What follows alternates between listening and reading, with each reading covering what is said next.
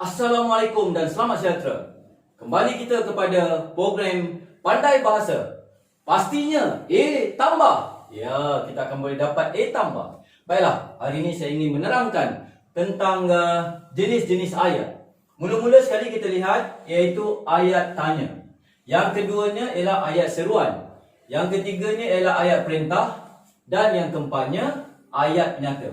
Bagaimana kita nak mengenal pasti jenis-jenis ayat ini, sama ada ayat tanya, seruan, ayat perintah ataupun ayat penyata. Kita lihat ya, mula-mula sekali kalau sekiranya ayat tanya, ya, ayat tanya harusnya ayat itu ada perkataan kata tanya. Contohnya perkataan-perkataan ataupun perkataan ayat-ayat yang mengandungi kata tanya. Contohnya di mana, ya, di mana, siapa, ya. Kan? Kemudian bila pun boleh juga, ya. Dan boleh ada juga perkataan kah sekalipun, ya. Contohnya, ya, di manakah rumah kamu? Ini contoh dia. Ini kata tanya yang mudah. Ada tanda soal di sini. Kemudian kita nak kenal pasti pula iaitu ayat seruan. Ayat seruan ini dia mesti, untuk mengenal pasti ayat seruan ini mesti ada kata ataupun tanda seru. Tanda seru. Ini tanda seru, ya. Panjang sikit, tanda seru. Okey, bagaimana kita nak mengenal pasti ayat-ayat tersebut mengandungi kata seru ataupun ayat itu ialah ayat seruan. Contohnya begini. Mesti ada perkataan-perkataan yang mengandungi kata seru. Contohnya cheese. Ataupun wah, ya, ataupun amboi, ya, ataupun pun boleh juga, ya. Ini adalah yang menggambarkan bahawa ayat tersebut mengandungi kata seru. Contoh ayat dia, wah, ya, koma, tingginya pokok kelapa itu. Pokok kelapa itu. Dan ditutupi sekali, akhir dia mesti ada tanda seru begitu. Ya. Baik, kemudian kita lihat pula iaitu ayat perintah. Ya, ayat perintah ni mesti ada ayat-ayat dalamnya, mesti ada dalamnya perkataan kata perintah. Contohnya jangan, ya, usah pun boleh juga, ya. Kemudian jemput, ya. Kemudian silakan, silakan ataupun silalah pun boleh juga, ya. Ataupun tolong, ya. Ini ialah antara perkataan-perkataan yang ataupun kata perintah di dalamnya. Kata perintah. Contohnya ayat yang saya akan bagi kepada kamu iaitu contohnya usah mandi di lombong itu. Usah mandi di lombong itu. Lombong ni ialah bekas air, kan, ataupun tasik yang mengandungi air, kan. Okey, ini contohnya. Baik, bagaimana pula kita nak mengenal pasti ayat penyata? Ya, ayat penyata ini adalah satu penyataan. Ya, contoh ayat penyata, ya, contohnya mereka bermain bola di taman. Contoh, ya.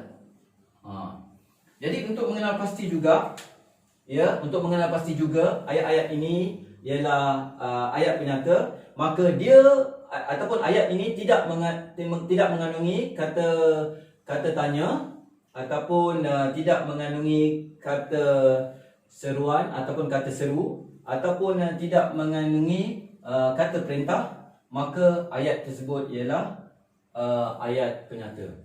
Okey, saya akan bagi latihan kepada anda di sini, ya. Kita lihat ayat ni. Cuba baca soalan dulu.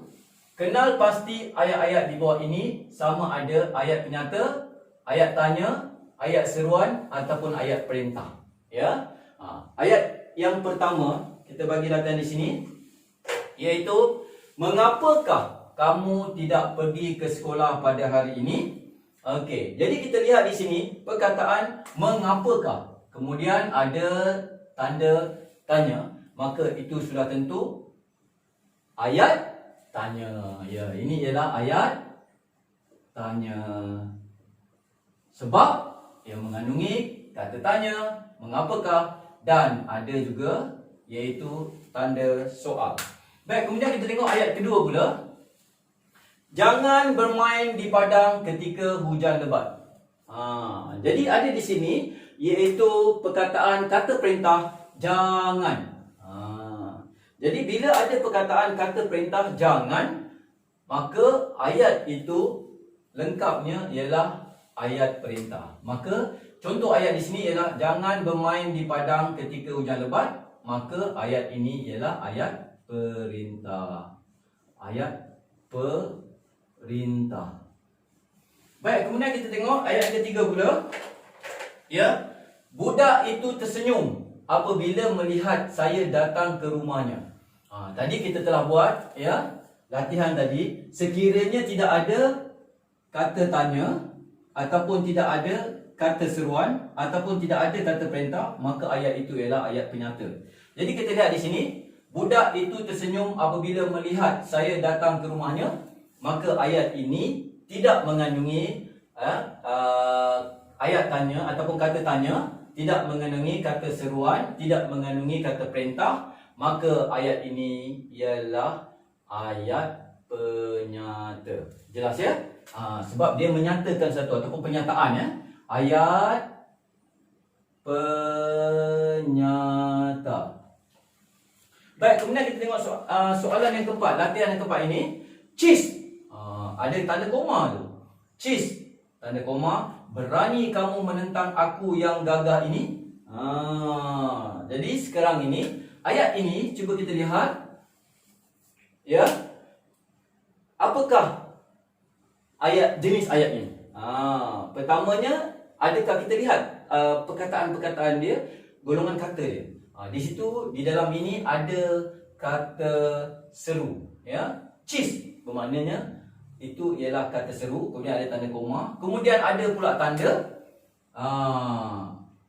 tanda seruan di sini. Kemudian ada perkataan kata seru. Maka ayat ini, cheese, berani kamu menentang aku yang gagah ini, ialah ayat seruan. Ayat seruan. Okey, baik. Kemudian kita tengok yang keempat pula. Keempat sudah. Sekarang kita tengok yang kelima pula. Ayat yang kelima. Pergi hantar buku latihan ini di atas meja Puan Halimah. Tengok cara kita baca ataupun bentuk ataupun soalan ini ya. Kita tengok. Pergi hantar buku latihan ini di atas meja Puan Halimah. Jadi pergi itu sudah menunjukkan satu perintah. Pergi hantar sudah menunjukkan satu perintah. Jadi berarti ayat ini ialah ayat perintah. Ayat ini ialah ayat perintah. Sebab ada mengandungi bentuk kata perintah. Ayat perintah juga ya. Pergi hantar buku latihan ini di atas meja Puan Halimah. Ayat perintah. Baik, kemudian yang akhir sekali iaitu ayat yang ke-6. Semua pelajar telah pulang ke rumah setelah tamat persekolahan. Semua pelajar telah pulang ke rumah setelah tamat persekolahan. Kita lihat di sini, adakah ayat yang ke-6 ini mengandungi ya ayat tanya? Ada tak ayat tanya? Ya. Ada tak ayat seruan? Tak ada kan? Ataupun kata seruan? Tak ada juga. Ada tak kata perintah? Ya. Ataupun berbentuk ayat perintah? Maka ayat yang bawah ini, yang ke-6 ini bukan ya ayat tanya, bukan ayat seruan, bukan ayat perintah. Maka ayat di bawah ini ialah ayat penyata. Ayat penyata. Jadi sekarang ni kita tulis ayat penyata. Jadi inilah latihan kita hari ini. Kita lihat ya Kenal pasti ayat-ayat di bawah ini sama ada ayat penyata, ayat tanya, ayat seruan dan ayat perintah. Jadi semua dah dapat belajar, maka kita dapat mengetahui sesuatu perkara yang baik untuk kita tentang ayat-ayat tersebut. Ya, kita boleh kalau kita mahu berjaya. Sekian.